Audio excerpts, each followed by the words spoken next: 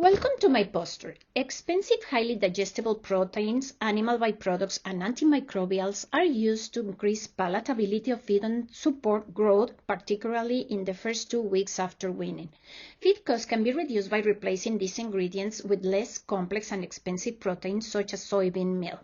However, soybean meal diets may result in intestinal inflammation, negatively impacting growth performance, immune response, and health of pigs. The objective was to investigate the effect of feeding low complexity compared to high complexity standard diets on growth performance and health of nursery pigs. 4 trials were performed.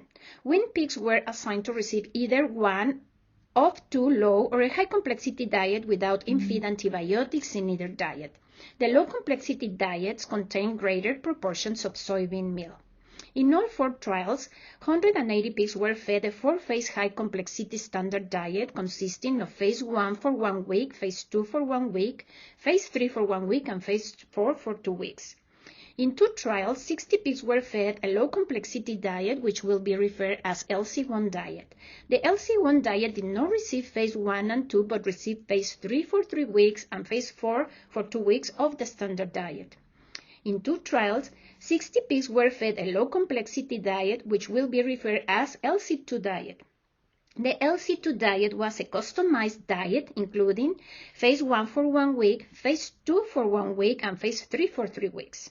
To increase the chance of disease, nursery pens were washed but not disinfected, and rooms were not warmed before introduction of pigs. Growth performance, feed conversion, lameness, appearance demeanor scores, the presence of neurological signs, and mortality were evaluated.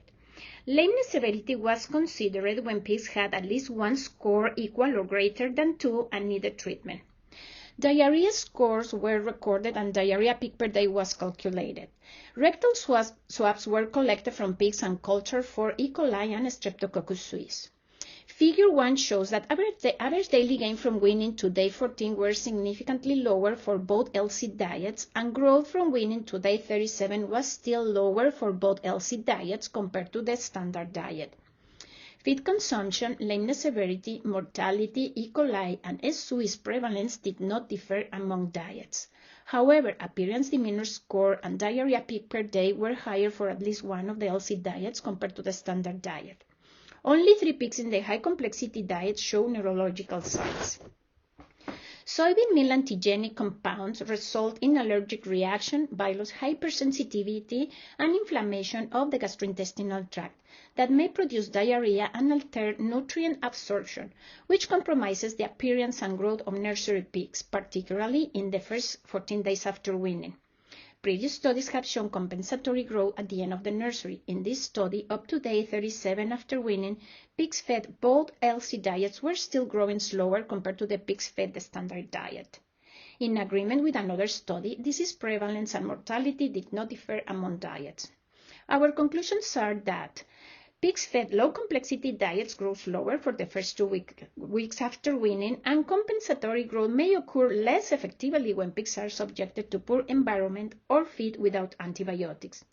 However, pigs fed the less expensive diets did not experience higher mortality or showed specific health problems than pigs receiving the more expensive diet, which may encourage pig producers to utilize low-complexity diets.